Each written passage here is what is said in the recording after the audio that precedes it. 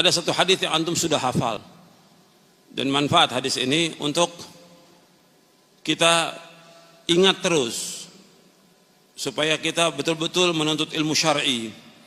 Di dalam hadis yang sahih yang diriwayatkan oleh Imam Muslim dan yang lainnya, Nabi SAW bersabda dari sahabat Abu Hurairah radhiyallahu an, Nabi bersabda, "Man naffasa an mu'minin kurbatan min kurabi dunya naffasa Allah anhu kurbatan min kurabi yaumil qiyamah.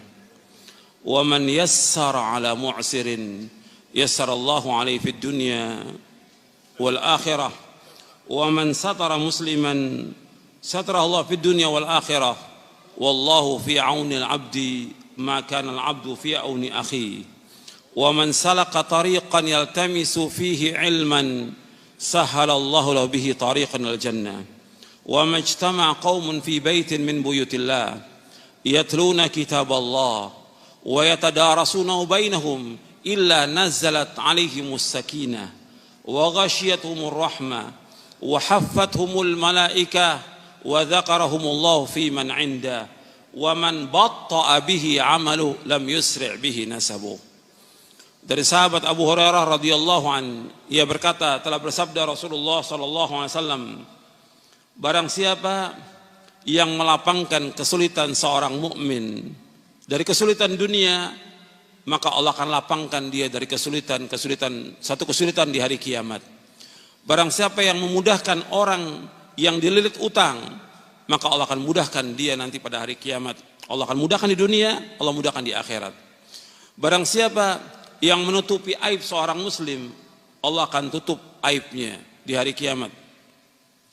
Allah akan tutup aibnya dunia dan akhirat.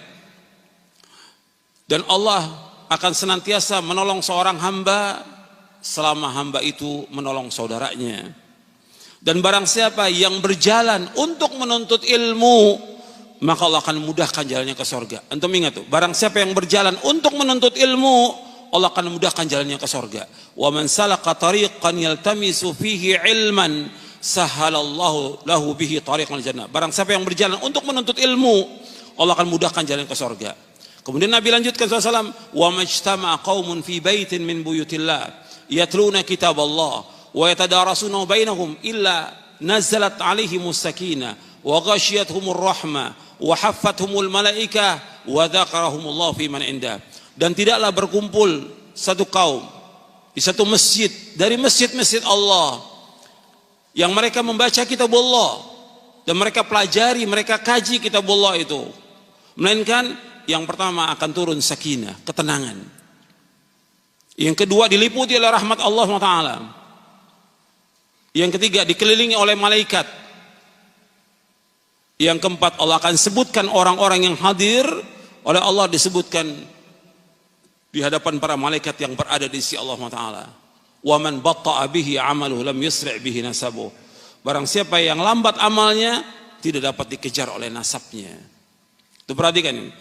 Ini hadis manfaat. Ada di Arba'in An-Nawawi hadis ini. Hadis sahih riwayat Muslim. Yang pertama Nabi sebutkan, kalau ada teman kita, saudara kita mengalami kesulitan, kesusahan, bantu, jangan diam kita. Dia seorang muslim, kita kenal, kita tahu, apalagi dia saudara kita, tetangga kita, dia sulit, bantu. Allah akan hilangkan nanti kesulitan kita nanti pada hari kiamat. Orang yang memudahkan, orang yang dililit hutang, dia nggak mampu untuk bayar, susah hidupnya, dililit hutang karena dia nggak ngerti. Dia berhutang orang miskin, kita bantu untuk bisa membayarkan hutangnya. Atau dia hutang pada kita, yang kita lihat nggak mampu dia untuk bayar, kita bebaskan. Atau kita berikan tempo atau bebaskan, seperti Allah sebutkan dalam surah Al-Baqarah, wa in kana dzu usratin fanadhiratun ila maisarah wa an tasaddaqu khairul lakum in kuntum ta'lamun. Dan jika orang yang sulit nggak mampu untuk bayar utang, kamu tunda sampai waktu dia lapang. Kalau kamu sedekahkan itu lebih baik kamu, jika kamu mengetahui. Mudahkan orang yang dililit oleh utang. Kemudian yang ketiga Nabi sebutkan, barang siapa yang menutupi aib seorang muslim, Allah akan tutup aibnya dunia dan akhirat. Jadi nggak boleh kita menyebarkan aib seorang muslim, apalagi dia orang-orang yang saleh, orang-orang yang baik, yang taat kepada Allah, taat kepada Rasulnya. Yang keempat, Allah akan selalu menolong seorang hamba selama hamba itu menolong saudaranya. Selama kita menolong seorang hamba, Allah akan tolong kita. Yang kelima, Allah sebutkan barang siapa yang berjalan untuk menuntut ilmu, Allah mudahkan jalan ke surga. Itu perhatikan tuh. Maka nggak boleh kita lepas untuk menuntut ilmu. Sampai kapan menuntut ilmu? Sampai wafat. Terus kita harus semangat untuk menuntut ilmu syar'i sampai kita diwafatkan oleh Allah. Belajar Quran dan Sunnah menurut pemahaman salafus soleh. Wajib gitu loh. Yang pokok yang pertama kita kaji tentang akidah. Kajian tentang akidah, bukan kajian tentang tematik, bukan. Bukan yang lain, bukan ceramah umum. Kajian Al-Quran was Sunnah ala fahmi salaf. Akidah yang pokok yang pertama kali. Kemudian selanjutnya, barang siapa yang berkumpul di satu masjid, dari masjid Allah, di masjid, kajian itu di masjid, bukan di rumah, di masjid. Barang siapa yang ngaji di masjid, nuntut ilmu di masjid, belajar di masjid, dia kaji kitab Allah, maka 4 Allah Nabi sebutkan. Yang pertama apa? Turun sakinah, ketenangan. Beda dengan di rumah, beda di tempat lain. Di masjid turun sakinah, ketenangan. Kalau kita belajar Quran dan Sunnah. Yang kedua, diliputi rahmat Allah yang sangat luas. Dan kita selalu mengharapkan rahmat Allah. Yang ketiga, dikelilingi oleh malaikat. Kalau kita nuntut ilmu, malaikat itu mengepakkan sayapnya. Semua malaikat bersayap. Semua malaikat bersayap. Dia kepakkan sayapnya karena apa? Menghormati orang-orang yang nuntut ilmu. Nabi bersabda SAW, innal malaikata la tada'u ajnihataha li talibil ilmi ridhan bima yasna'. Sesungguhnya malaikat mengepakkan sayapnya kepada orang-orang yang menuntut ilmu, ridho dengan apa yang mereka kerjakan. Ridho dengan orang menuntut ilmu. Maka antum sungguh-sungguh nuntut ilmu, jangan malas. Rajin dan perhatikan, ikhlas karena Allah, catat apa yang disampaikan. Kemudian yang keempat disebutkan lagi bahwa orang yang nuntut ilmu itu, yang belajar Quran dan Sunnah, itu Allah akan sebutkan nanti di antara para malaikat yang berada di sisi Allah. Kemudian terakhirnya di hadis ini, wa man batta'a bihi 'amaluhu lam yusri' bihi nasabuh. Barang siapa yang lambat amalnya tidak dapat dikejar oleh nasabnya.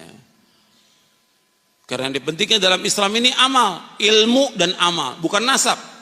Meskipun dia mengatakan keturunan ningrat, keturunan nabi, keturunan rasul, orang yang mulia, tetap di hari kiamat Allah akan nilai bukan nasabnya. Allah nilai apanya? Amalnya.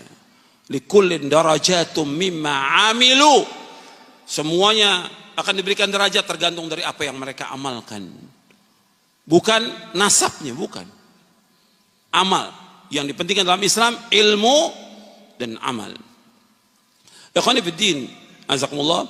Ini sebagai muqaddimah yang penting supaya kita terus semangat untuk menuntut ilmu dan mengkaji Al-Quran dan Sunnah ala fahmi salaf di masjid-masjid Allah. Di mana ada masjid, cari masjid untuk mengkaji Al-Quran wa Sunnah ala fahmi salaf. Kaji. Sebab ini tempat yang barokah.